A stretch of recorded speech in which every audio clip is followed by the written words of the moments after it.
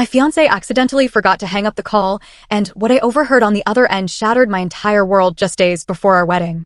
His family spoke openly, revealing painful truths I was never meant to hear, truths that changed everything about our future and forced me to reconsider the man I was about to marry. I'm 26 and was supposed to get married last week, but that plan fell apart when I fled the night before the wedding. I was engaged to my 26-year-old boyfriend for 6 months after 3 years together. My ex and I share 2 kids, twin 1-year-old boys that we never planned on having. My boyfriend was adamantly against having children in the first place, but I was determined. I made it clear I'd have them with or without him. I even gave him the choice to leave, and I never asked for child support because I knew I could raise them on my own.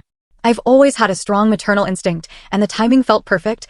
I was ready to be a mom, though he needed more time to come around. He told me that if I threatened to break up with him over the baby, then maybe he'd change his mind. During the pregnancy, he was a supportive partner and later proved to be a great father after our sons were born. We hadn't expected twins, and honestly, I might not have managed that on my own, so I felt lucky he stayed. He did everything a good father would do, and 6 months later he proposed, and I said yes, almost as if the time he once demanded I get rid of the babies never happened. He was that good, and maybe the pregnancy softened me too. I forgave everything and was ready to marry him. After all, 3 years together plus a pregnancy made it seem like the right moment. For months we planned our wedding, and I was thrilled. My parents were overjoyed as well since they really liked him and thought he was perfect. But then, one night before the wedding, everything unraveled. I still can't believe that one phone call ended a 3-year relationship, though maybe it saved me from a marriage that was doomed to fail. That night, following our usual routine, my ex and I were staying separately, me in our house and him at his family's place just a few blocks away. After dinner, he called to remind me how much he loved me and how excited he was to marry me, which got me emotional. We shared a tender moment on the phone, said our goodbyes, and I waited for him to hang up. Unfortunately, or perhaps fortunately, he forgot to end the call, a typical habit of his when he doesn't tap the screen properly. I stayed on the line, and then I overheard his conversation with his father. His dad asked if he was on the phone with me, and when my ex confirmed, he sounded unusually down and distant. I sensed something was off. What happened next still plays in my head, even though a week has passed. His father then asked if he still felt the same as he did 2 days ago, and he said yes. Soon, his mother joined the call and insisted that no matter his true feelings, he needed to go through with the wedding. My ex's tone grew defensive as he said he'd do whatever he wanted and that they couldn't force him into something he didn't want. His dad replied that they couldn't make him marry someone he didn't love, but they could cut him out of their will. Then his mother lectured him, saying that as a father he needed to grow up and be responsible. She reminded him that having kids before marriage was one thing, but he could still fix everything by marrying me instead of delaying it because he wasn't ready. In her words, if he was ready for kids, he should be ready to commit. My ex protested, arguing that it wasn't fair to be pushed into marrying me just to keep his inheritance, and he complained about how nobody ever considered his readiness for big life steps. He always ended up dealing with things he wasn't prepared for. I, on the other hand, never worried about whether he was ready to be a father, and neither did his parents when they forced him to be with me despite his fears about kids. Now, with him still feeling unprepared, they were pressuring him to marry. He ranted about how unfair it all was, then stormed off and left his phone behind. As his parents continued to criticize him, I finally hung up, stunned and unsure what to do next. It turned out that my boyfriend had only agreed to marry me because his parents threatened to cut him out of their will, a fact I never imagined until that fateful night. I couldn't process his true feelings for several minutes. Nothing in his behavior had hinted he wasn't ready. Sure, we had argued when I first discovered I was pregnant, but after that, he'd been an excellent partner and father. I never suspected his inner turmoil. He really was a brilliant actor. Once I gathered myself, I decided to run. Thankfully, my kids were with me, so I jumped in my car and drove to a hotel a bit out of town. It was late when I arrived, and my children were getting fussy, so I settled them back to sleep, blocked my ex and his family without explanation, and that was it. I spent the entire night in tears, realizing that the past year had been nothing but a lie, and finally, around 4 o'clock in the morning, I drifted off.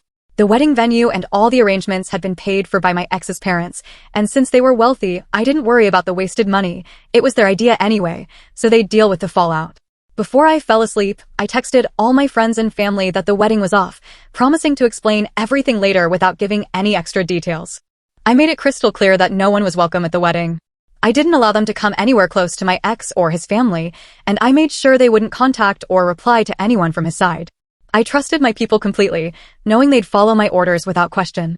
I spent what should have been my wedding day holed up in a hotel, eating away my sorrow and keeping my son close since they were the only ones I wanted with me.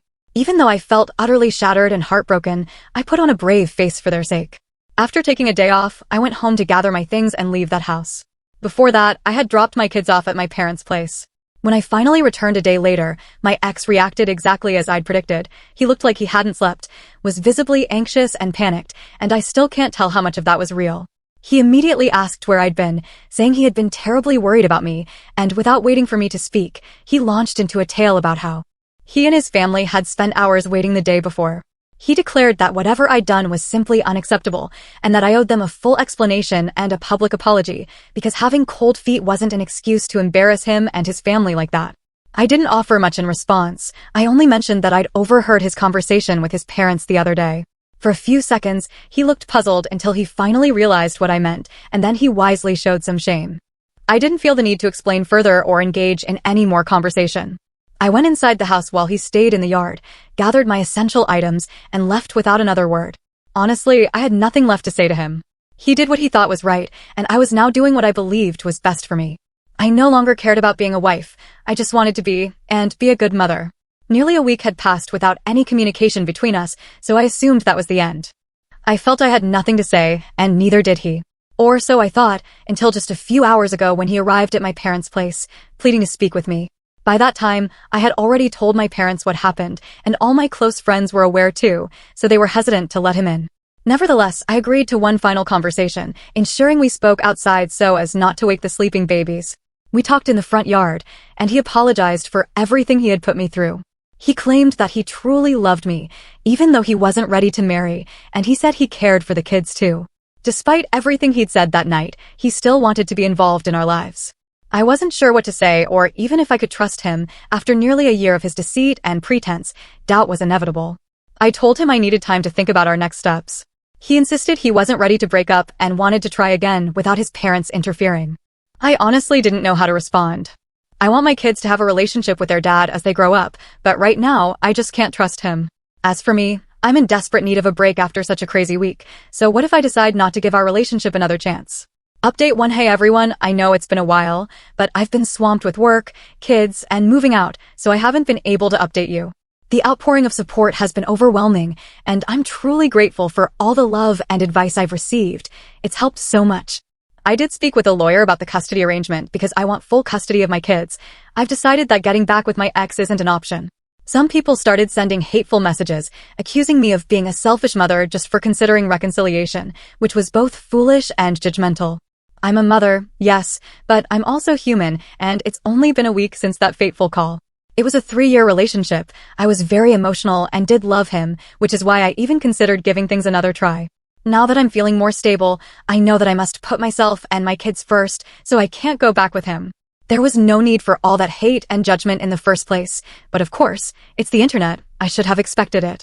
I started looking for a lawyer 2 days after calling off my wedding. It took me a while to find someone I felt comfortable with and trusted completely. My ex and I never really discussed custody because we never imagined a day like this would come. But now that we're done, it's time to take legal steps to ensure no one can take my kids from me.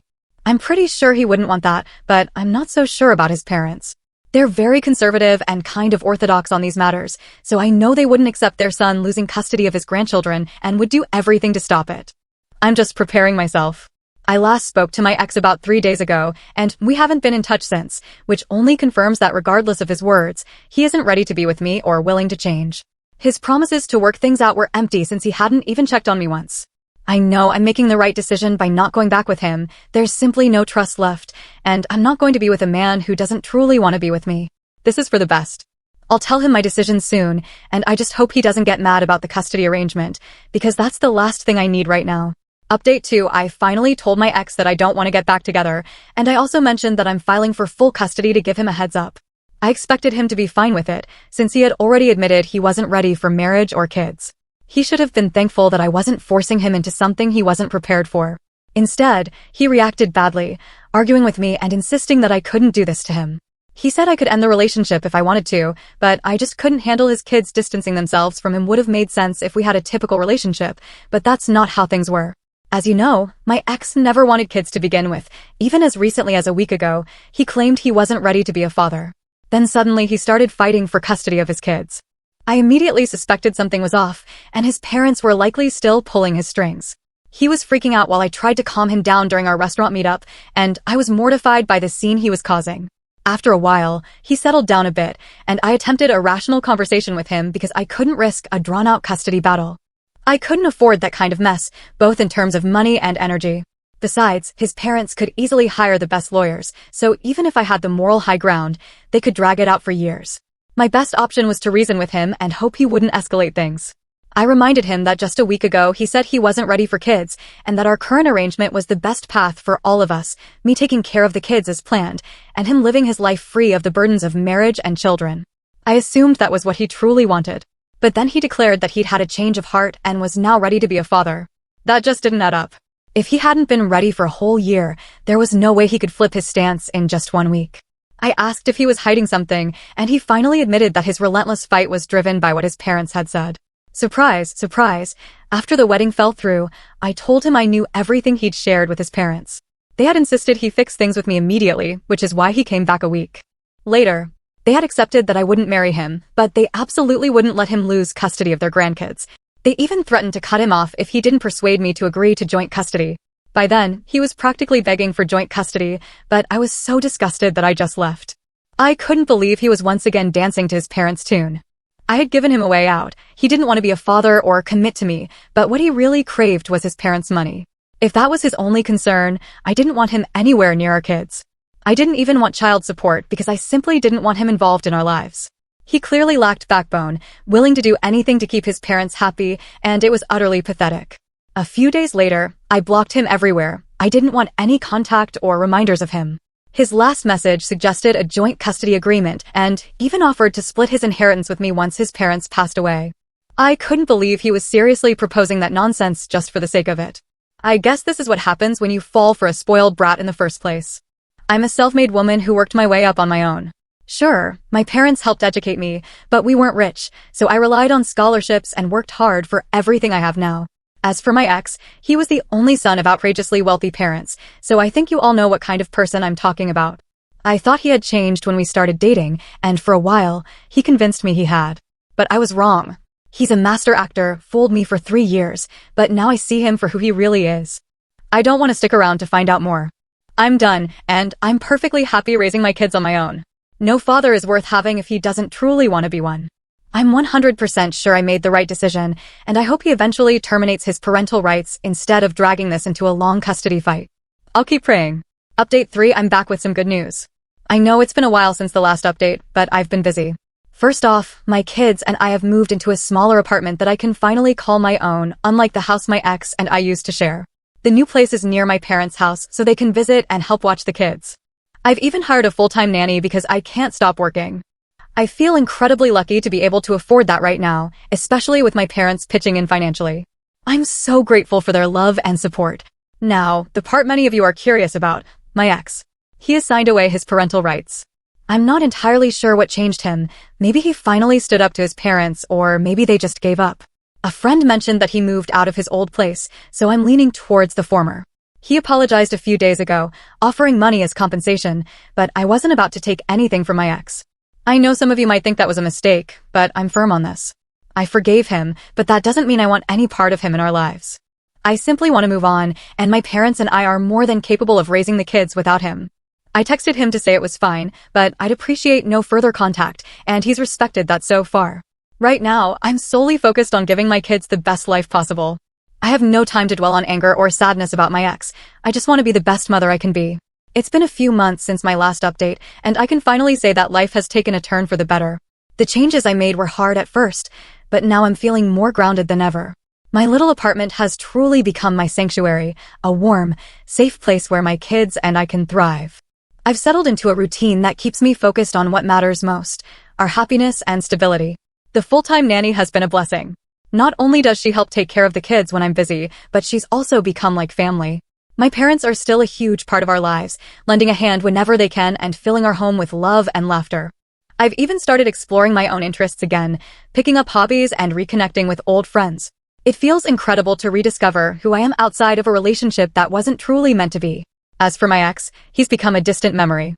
After he signed away his parental rights, he tried reaching out one more time, but I've made it clear that I'm not interested in reopening old wounds. His apologies and offers of money now seem trivial in the light of the life I'm building for myself and my kids. I've learned that sometimes letting go is the strongest thing you can do for your own well-being.